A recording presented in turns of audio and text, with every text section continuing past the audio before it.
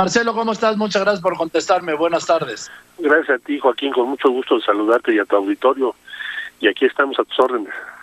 Gracias. Bueno, diste buenas noticias en lo que es el aseguramiento de las vacunas cuando estas existan, porque realmente hoy nadie puede decir que ya existe una vacuna, ¿no, Marcelo?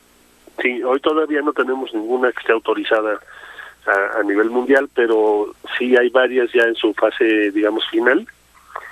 Y entonces se espera que para el mes de noviembre presenten sus resultados. Por ejemplo, Pfizer, por ejemplo, AstraZeneca, desde luego CanSino, la China, en fin, hay varias.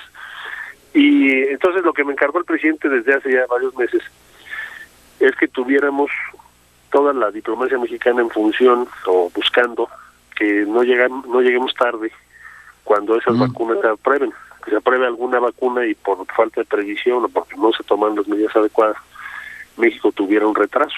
Entonces, para evitar ese riesgo, hemos estado trabajando varios meses y en síntesis, donde estamos el día de hoy, es en lo siguiente. Tenemos COVAX. Esto es una organización donde están ya más de 100 países. México es... Esta es de la OMS y la ONU, ¿no, Marcelo? ¿Es exactamente, sí, es esa, que es multilateral. Y tiene como objetivo el que los países que formamos parte podamos garantizar el acceso de hasta el 20%, el acceso a la vacuna que en su caso resulte aprobada, hasta el 20% de tu población. Hay países que eligieron el 10%, otros eligieron hasta el 20%, nosotros estamos en el segundo caso, elegimos hasta el 20%. Esa organización, denominada COVAX, en este momento está considerando 19 proyectos de vacuna que están en diferentes grados de avance. Y de esos 19 tienen que salir algunos, cuando menos 4, 5 o más, que sean aprobadas por las autoridades regulatorias. Y en ese momento los países que formamos parte tenemos derecho a tener acceso a esas vacunas para cubrir ese 20% que acabo de referir. Entonces, COVAX es, digamos, la iniciativa multilateral de muchos países en los que México forma parte, que nos garantiza ese porcentaje. Bueno, ¿y qué pasa con el restante 80%? Sí. Entonces, lo que se ha hecho junto con la Secretaría de Salud es elegir los proyectos de vacuna que van punteros, o sea, que ya están terminando su fase 3, que es como tu examen final, vamos a decir, que se debe hacer con casi 40,000 personas. Tienes que entregar esos resultados a la autoridad regulatoria, en Estados Unidos FDA, la europea y también en México COFEPRIS, y la autoridad regulatoria decide si considera que la vacuna es efectiva, segura y eficaz. Entonces, de esas que ya están en esas condiciones, acabamos de firmar con AstraZeneca, la inglesa, que se hizo junto con Oxford, la Universidad de Oxford, se firmaron 77.4 millones de dosis. Ahí son 2 dosis por persona. Esta es de la primera que anunciaste, ¿no? Sí. La de la Fundación Slim. Sí. La Fundación Slim nos hizo favor hace ya algunas semanas de, digamos, poner como el capital de riesgo para que pudieras vincular 2 laboratorios, uno que está en Argentina y otro que está en México. Y entonces AstraZeneca hizo la transferencia de tecnología a esos laboratorios. Y de hecho iniciaron el proceso para tener la producción ya en el primer trimestre del próximo año. Porque los procesos de producción son muy complejos, Joaquín. Entonces, sí, claro. Y de pruebas es muy delicado. Entonces, la Fundación Slim participó y se hizo un acuerdo para que toda América Latina tenga acceso. En total, AstraZeneca va a producir cuando menos del orden de 250 millones de dosis. Posiblemente lo aumenten a lo largo de las próximas semanas o meses. Y de ese número que te acabo de dar, a México le corresponde 77.4. Entonces, lo que anunciamos fue, ya hicimos el contrato, por decirlo así, se da un anticipo y AstraZeneca va a presentar sus resultados a las autoridades regulatorias en noviembre. Lo mismo pasa con CanSino. CanSino es una vacuna desarrollada por una empresa china que está también en fase 3, igual que AstraZeneca, y accedió a traer a México su vacuna y a que nosotros seamos parte de la fase 3 que están ellos llevando a cabo. Esto va a ocurrir en los próximos días, es ya inminente. Entonces, CanSino también... O sea, la fase 3 es que se pruebe en mexicanos, ¿no? Sí, la fase 3 es que te traigas, digamos, cuando menos entre 6 y 8 mil vacunas se la aplicas a voluntarios mexicanos y la autoridad regulatoria mexicana, COFEPRIS Salud, evalúa los resultados de la vacuna para saber si es efectiva y si es segura. Son los dos elementos centrales. Entonces, CanSino accedió a hacerlo en México, y eso será pues ya muy pronto. Seguramente Salud estará informando de esto en los próximos días. Y ¿De CanSino qué monto es de vacunas?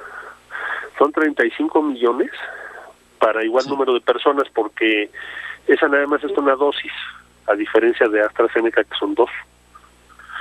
Es lo que ellos han evaluado hasta ahorita, en función de los resultados que tienen. Entonces es una buena cobertura.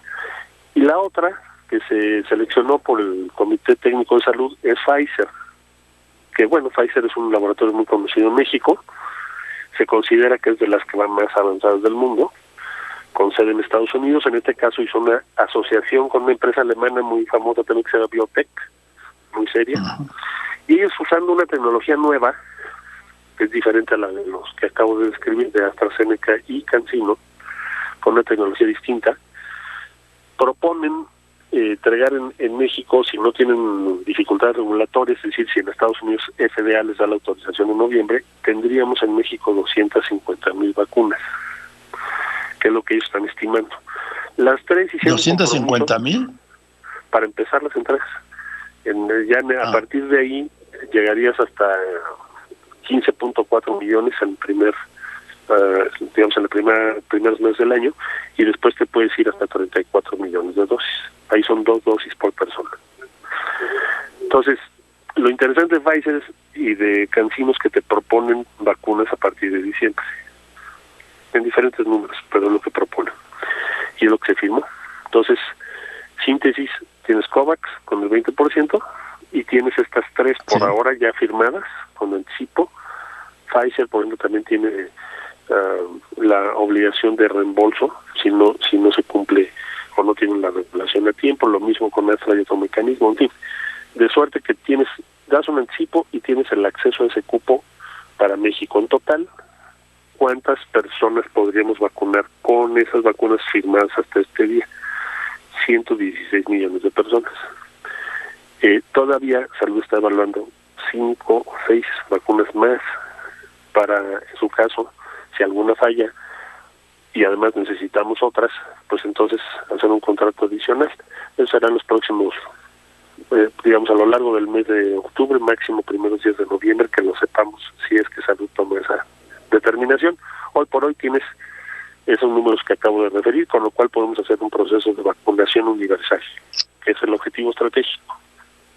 Ahora, esto es poniéndose, hablando con el canciller Marcelo Ebrard del tema de las vacunas, suponiendo que todas resuelvan su fase 3 y su registro en sus respectivos, vamos a llamarle, en sus respectivos COFEPRIS, ¿no?, en cada país. Sí, claro, sí, sería si así fuese. Si no, entiendo tu pregunta, sería bueno, y si no fuese así, por eso Salud está evaluando un portafolio de otras vacunas. Por ejemplo, ¿cuáles? Novavax, que es de Estados Unidos, Moderna, que es de Estados Unidos, CureVac, que es de Alemania, Sputnik, que es de Rusia, Sanofi, que es de Francia, y la italiana, que ya va a pasar a fase 2 también. Entonces, ese sería el portafolio. Me faltó Janssen, que también es de Estados Unidos. Entonces, todas esas están en evaluación de la Secretaría de Salud. Ahora, Marcelo, una cosa es tener la vacuna y luego otra cosa es distribuirla y otra cosa es aplicarla, ¿no? O sea que esto prácticamente nos va a llevar pues todo el año que viene, digamos. Estamos hablando de, hablas hasta ahora de 116, pero como dijo el presidente, la cobertura será universal, 128, 130 millones de personas. Sí, ya hay un plan nacional de vacunación que tiene la Secretaría de Salud. Lo que nos han dicho es que empezarán con trabajadores de la salud, porque por razón obvia en todo el mundo se va a hacer así, porque son los que atienden a todos los demás. Entonces lo primero que tienes que proteger son hospitales, enfermeras, médicos, todo el equipo que está... Estoy de acuerdo totalmente. En protegerte, en protegernos a todos.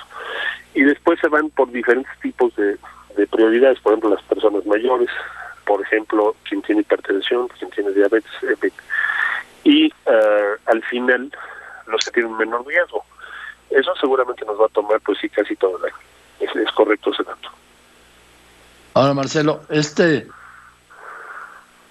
mundo es algo muy diferente al que se había planeado.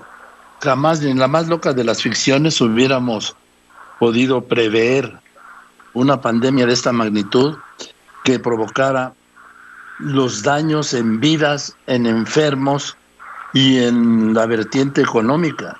Esto es pues lo más cercano al fin del mundo que hayamos conocido en esta generación, ¿no?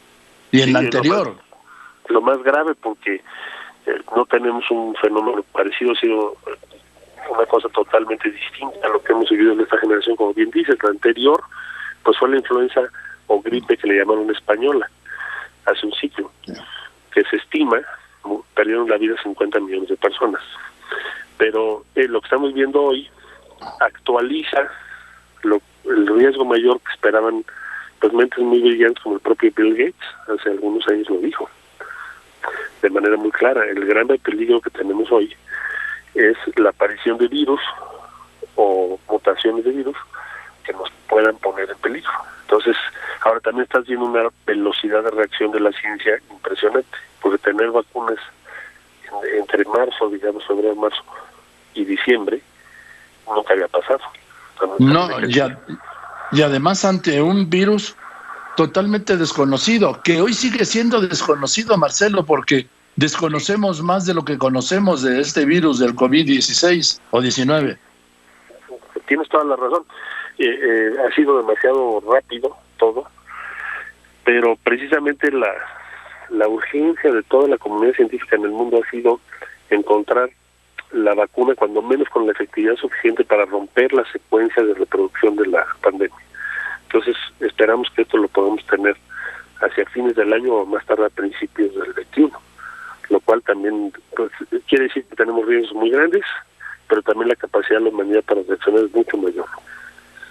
Ahora estamos viendo, yo sé que, bueno, tú ya te volviste especialista en este tema de las vacunas, y estamos viendo lo que está ocurriendo en Europa, este rebrote, Marcelo, y eso sí ya te lo digo a ti como canciller, este rebrote, bueno, el caso de Francia yo creo que es de lo más dramáticos, cuando el presidente Macron decretó ayer el estado de sitio en 8 ciudades, incluida París, de 9 de la noche a 6 de la mañana.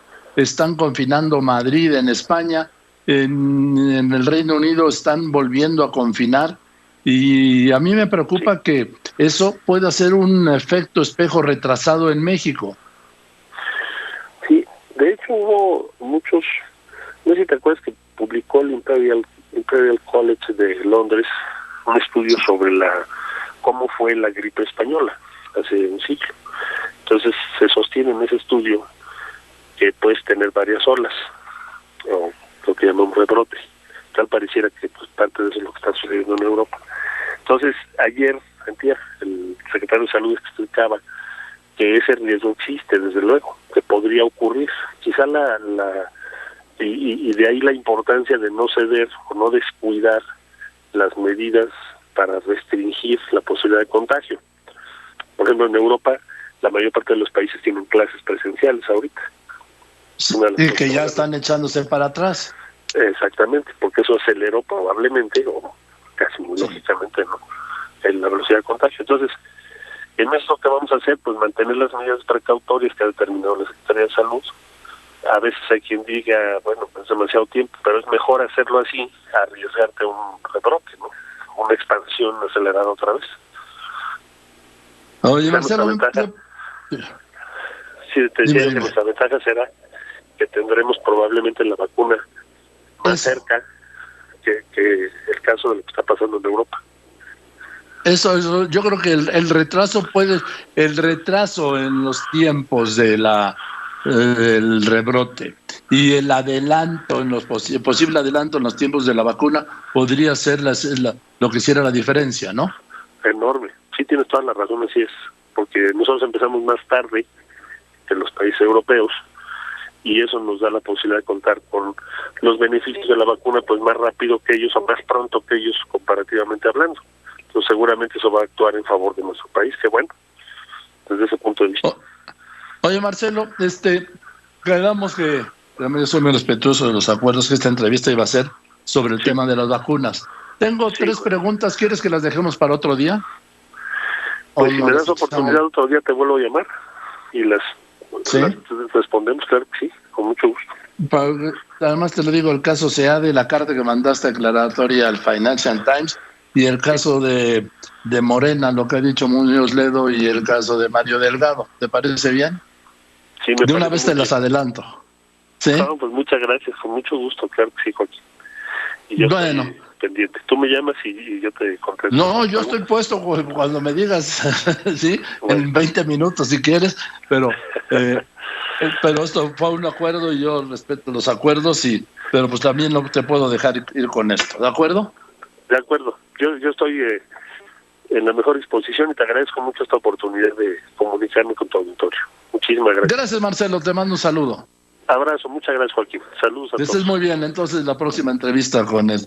Digo, mire, es un código periodístico. La entrevista fue para hablar del tema de las vacunas. Yo quería hablar del caso de los viajes de SEADE, también el tema de la carta que mandó, la respuesta del gobierno de México a través de la canciller del Financial Times sobre lo que publicó del presidente López Obrador, y el tema de Morena, en donde pues Porfirio Muñoz Ledo ha mencionado a Marcelo Ebrard y se ha relacionado a Mario Delgado con Marcelo Ebrard, pero yo espero que lo hagamos esta misma semana o a más tardar, bueno, la próxima semana, porque ya mañana es viernes.